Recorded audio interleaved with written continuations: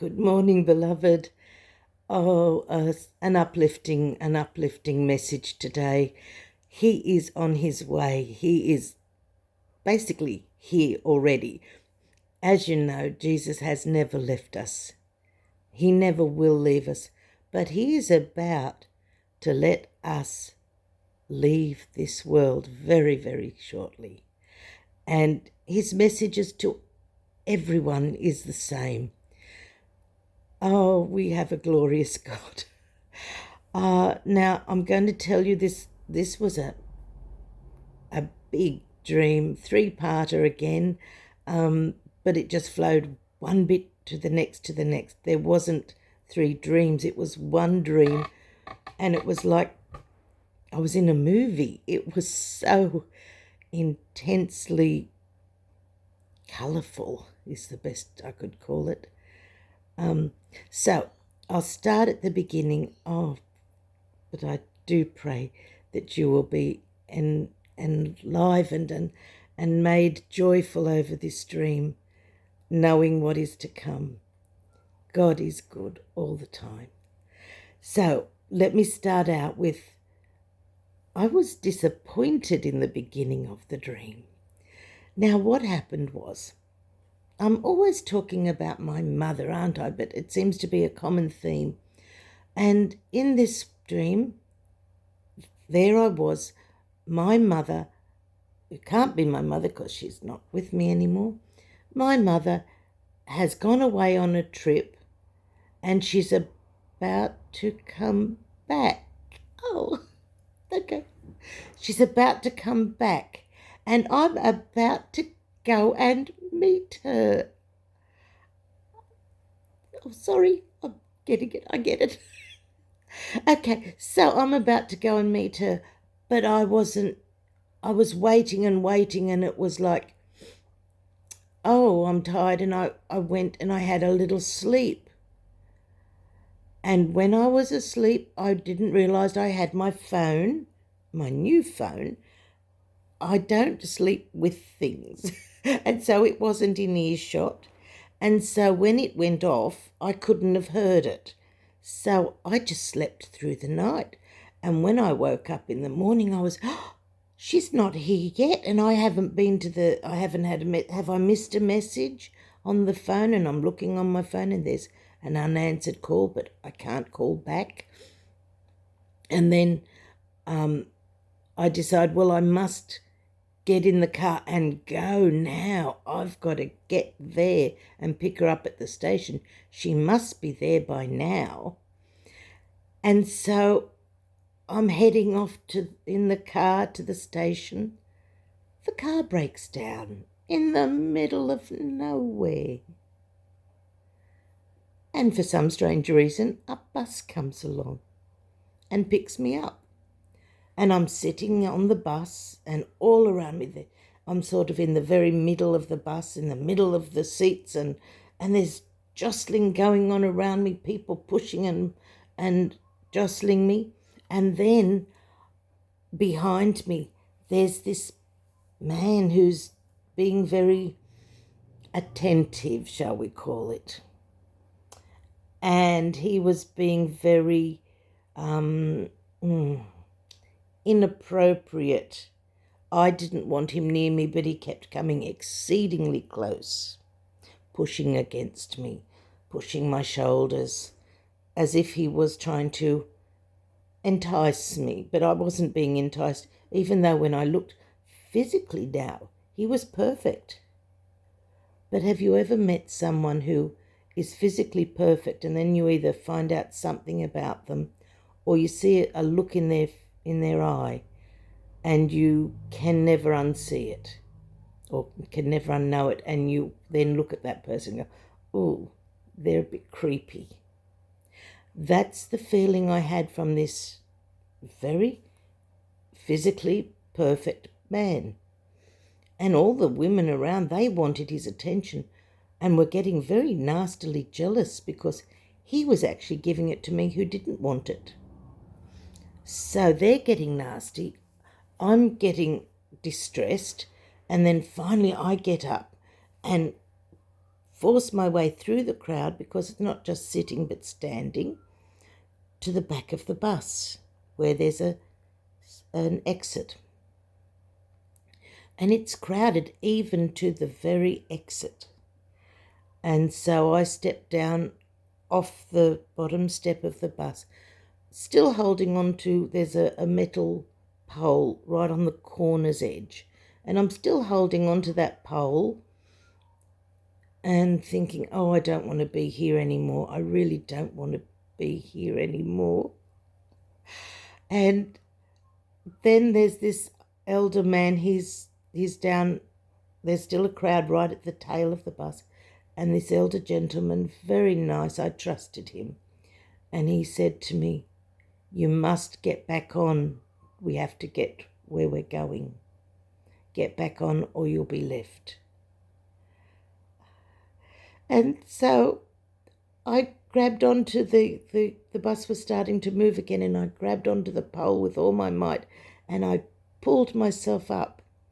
And the moment I pulled myself back on, it was as if, now it was crowded. There was no way I could get through the crowd, but suddenly it was as if there was this most magnificent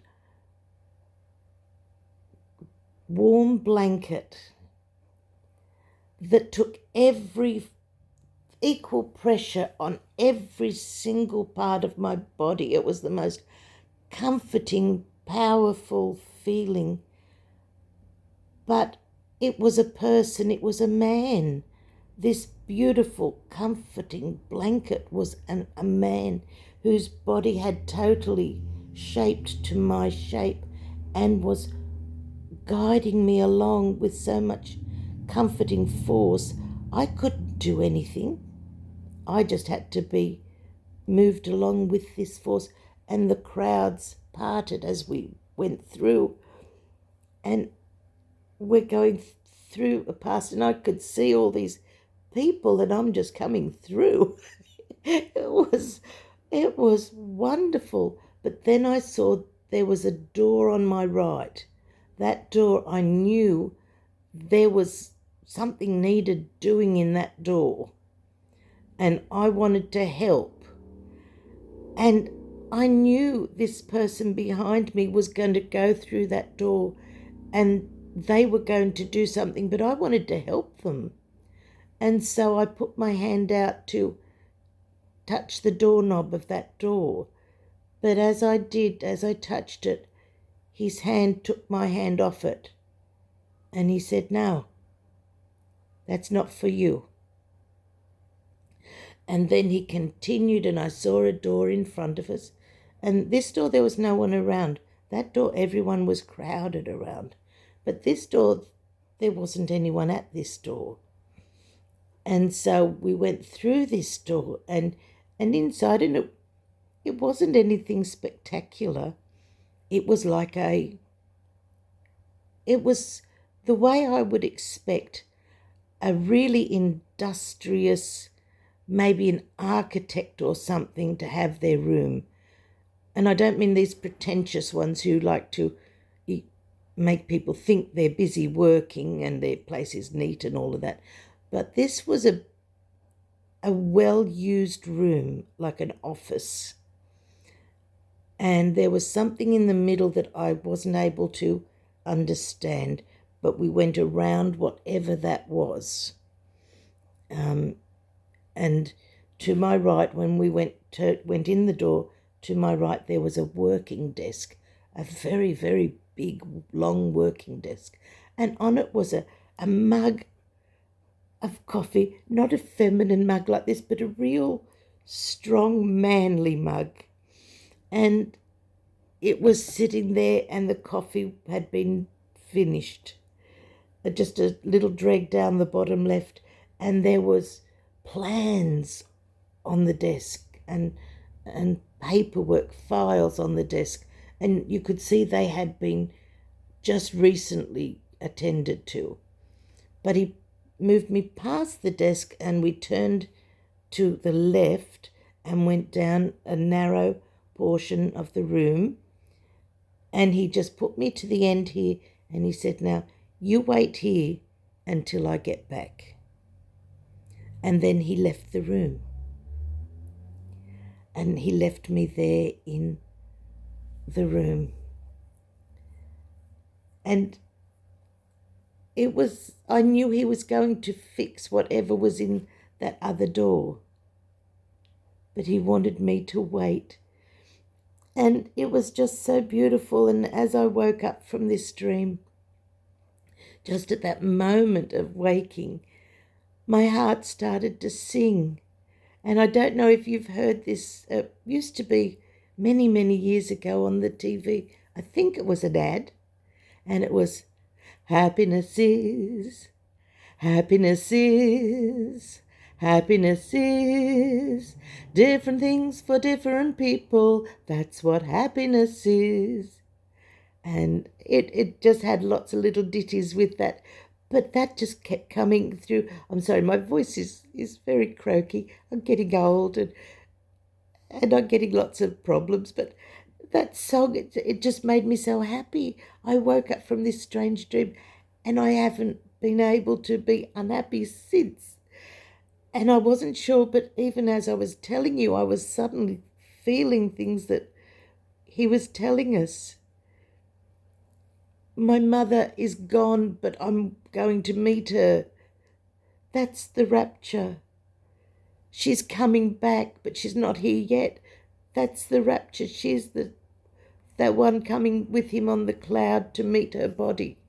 She hasn't met it yet, so I couldn't be with her yet. I was on the bus, the world is jostling, and there is seduction and there is jealousy, and it is all tying together with this world, but I wanted off. I was tired of it, and I am tired of it. And I wanted to step off, and I stepped off, but I wasn't meant to. But I needed a rest from it. We all need a rest because it is overpowering us.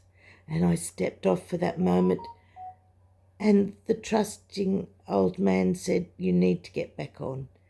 And I did, I obeyed. And the moment I obeyed, there was this comforting strength that began to guide me back and through all that was about me. And he placed me in the safe spot, away. That was the rapture. It was just a force that was so beautiful and comforting. And he just embraced me in a way that was so pure. And he said, I don't want you to do that anymore. You don't need to help me. You don't have to go into that. That's the tribulation. Everyone was jostling to go into the tribulation. That was so sad. That was sad. But he was pushing me along. He was strengthening my movement, my walk. He was giving me the power to get where I had to be. And he put me in there safely. Sorry. And he smiled the most beautiful smile. He gave me a smile when he was leaving me, like the most, I've not been a mummy or a daddy, but I know how I would smile at a child that would be so wanting to help. And this little child was wanting to help their mummy and their daddy, and they were trying to be grown-ups, and they were walking around like little grown-ups, talking like little grown-ups, and how proud the mummy and daddy would be, and how beautiful they would see that child. That was the smile that Jesus gave. And I'm not saying that was to me, but I'm sorry. Oh, I'm so happy, and I'm crying. It's so stupid. But that's the feeling I had of that smile. There was so much love, and there was so much pride and joy in that smile. Oh dear, I'm so sorry about this. It's happiness. Don't get upset. So there I am, and I'm left there, and I know that this is going to go on. And then that song at the end, because to liven me up, and I didn't feel lost. It was like I felt so found.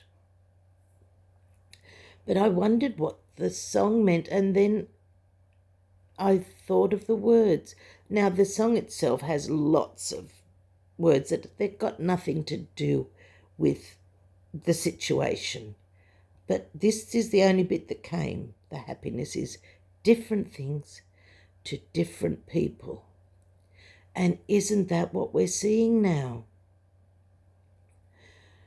For me, happiness is the joy of going to that quiet place with the Lord, to be with the Lord, to see my mum again, and to get out of this world. That to me is happiness. But how many people have you come across and tried to tell them the joy that you're seeking? And they're like, oh, really? Their happiness is, can't wait for the footy this weekend. That's a sports game. Or, oh, yes, we're going out dancing, or we're going clubbing, or we're going to the restaurants. Can't wait for that. Oh, there's a big concert on. Can't wait for that. That's their happiness. Their happiness is in this world. And the seducer that was behind me in the seat, he was trying to make me happy in this world, but I wasn't comfortable with his form of happiness. But they all sought it. That's why they were angry at me and jealous of me, because that's what they wanted. That was their happiness. But I didn't want it, and it was being pushed to me. They wanted it pushed to them. Their happiness was the seduction of the world. And the seducer has convinced them that there aren't two options. He's convinced them there are three options. There is the heaven, but it's boring. There is the hell, but it's only for those super duper bad people like Hitler and Mengels and Attila the Hun. You know, it's for the super bad. But there's the third option. Those of you that like fun and frivolity, you get to come with me, and I'm the king of fun and frivolity. And we do that forever. So many people believe that the hell they will go to is a fun house, and that the heaven is a boring place of sitting on clouds. They have no concept because they like what they're doing. Happiness is different things to different people, and we can't change that. Where your desire is where you lead yourself. But if your desire is for Christ, He will get you there. He will get you through it all. You are not alone.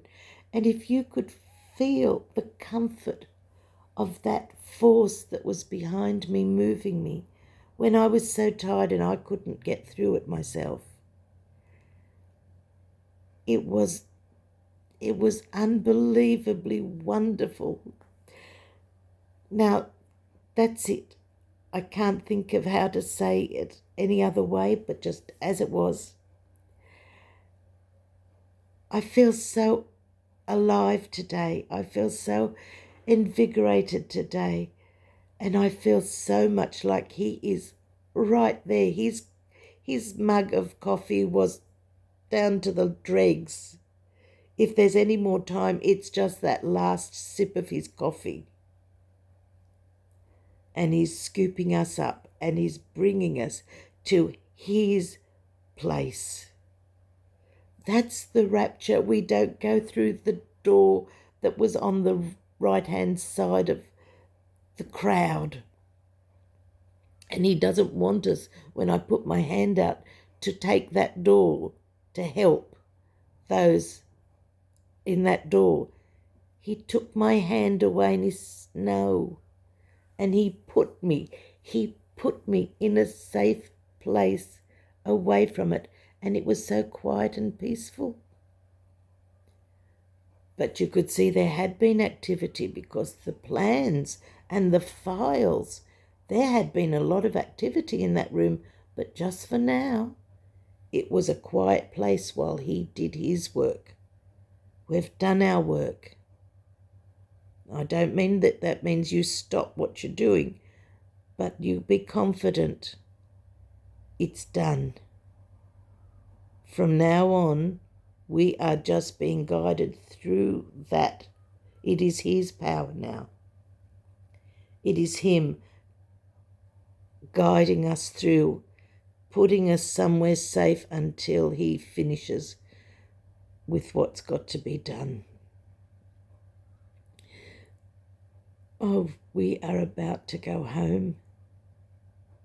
I don't know how much jostling there'll be until we get there, because I did have to be guided through a lot of jostling.